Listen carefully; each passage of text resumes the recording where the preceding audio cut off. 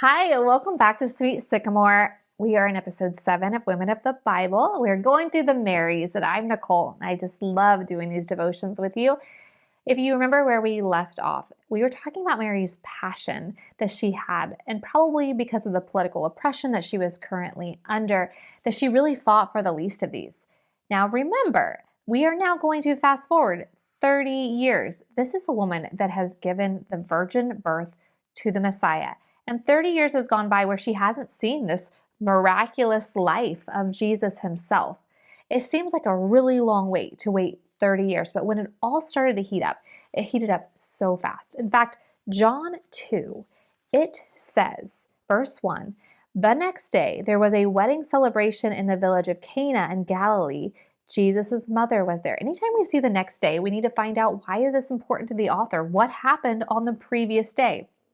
Now, John 1 tells us that Jesus was baptized by John the Baptist. Remember the dove coming down from the sky and God's word being spoken over his son. And then it says the next day, John the Baptist tells his followers, this is the Lamb of God, go follow him. And then it says the next day, Jesus himself starts building up his followers. And that's where then we pick up the next day. So we're like 4 days into this ministry where things are moving super fast. And then it says in verse 2, as we stay in John 2, it says, and Jesus and his disciples were also invited to the celebration. The wine supply ran out during the festivity, so Jesus' mother told him, they have no more wine. Dear woman, that's not our problem, Jesus replied. My time has not yet come. But his mother told the servants, do whatever he tells you. The wine runs out. This is a period of time when you can't drink the water. And if the wine runs out during a celebration, the celebration is over. And Mary must have been a really important part in these festivities because this really matters to her. Somehow she's coordinating this wedding, whether it's a family member or whether it's a close friend. And as she comes to Jesus, she says, they have no more wine. We need to understand that this would be a complete embarrassment for this couple if they had to actually end their wedding ceremony early. In fact, it would be a scorn that would follow into their marriage.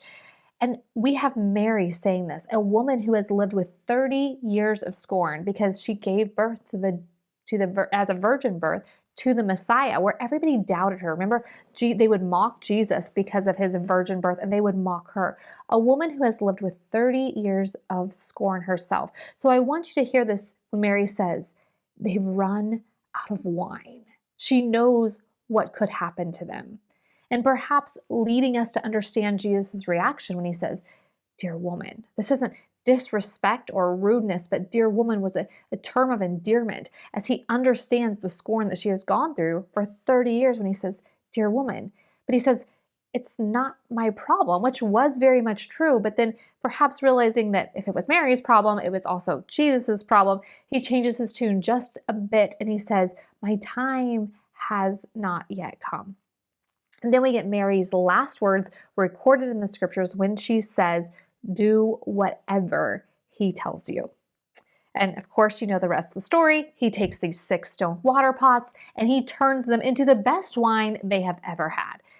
Now remember, Jesus did not get asked by Mary to do the miracle. Mary knew what Jesus was capable of, but she did not ask him specifically for a miracle.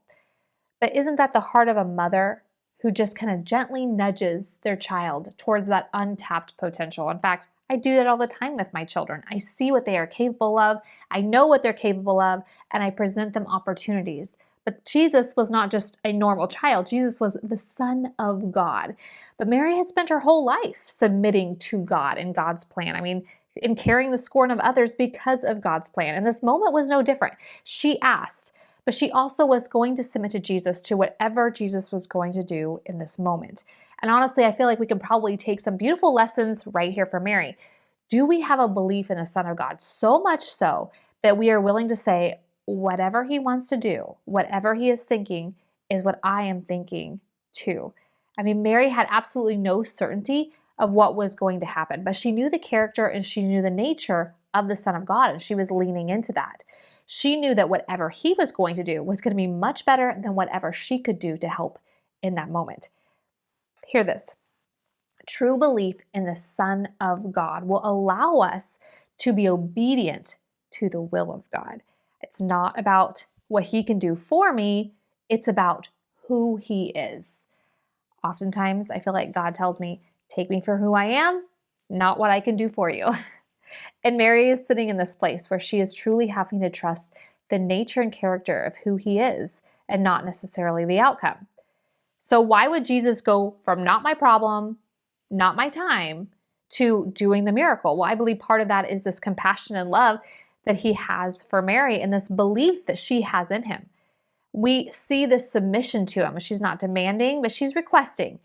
But then this realization that he's going to do whatever he's going to do. Jesus, in some ways, submits to Mary because of her undeniable belief in him. I mean, after all, she learned about submission from Jesus himself. Do you remember when Mary and Joseph lost Jesus when he was 12 years old?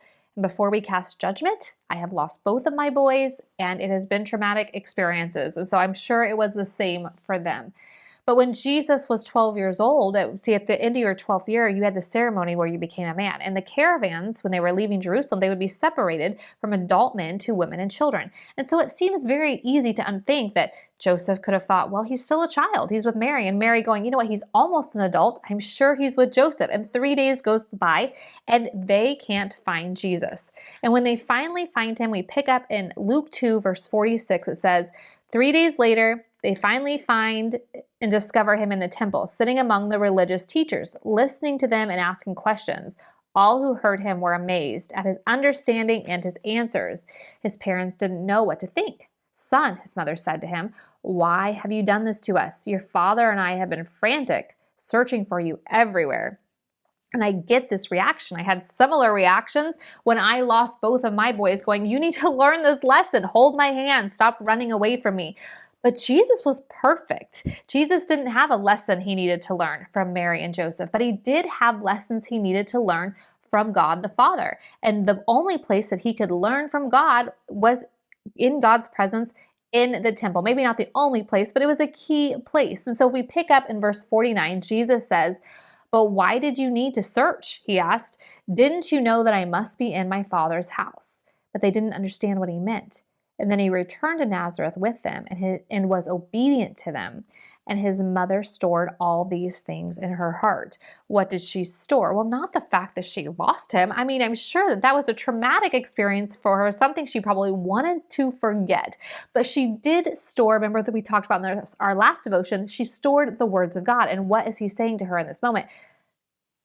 I had to be in my Father's house. In other words, Jesus is almost giving her a gentle scolding and basically saying, hey, don't forget who I am. I'm not your bestie. I'm not just your son. I'm not your buddy. I am the Son of God. I haven't done this to you. I have done this for him.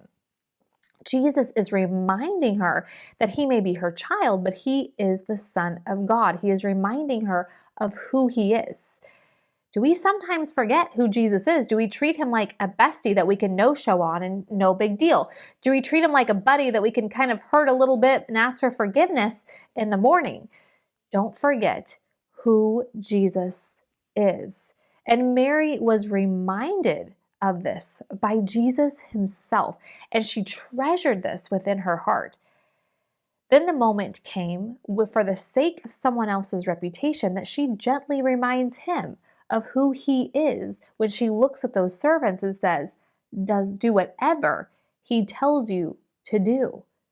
But notice, if we go back to 12-year-old Jesus, he left that temple with his mother. It says that he went down with them, he was subject to them, it says he was obedient to them, and he left with them. Jesus was almost an adult, but he submitted to his parents, always leading by example, and went with them.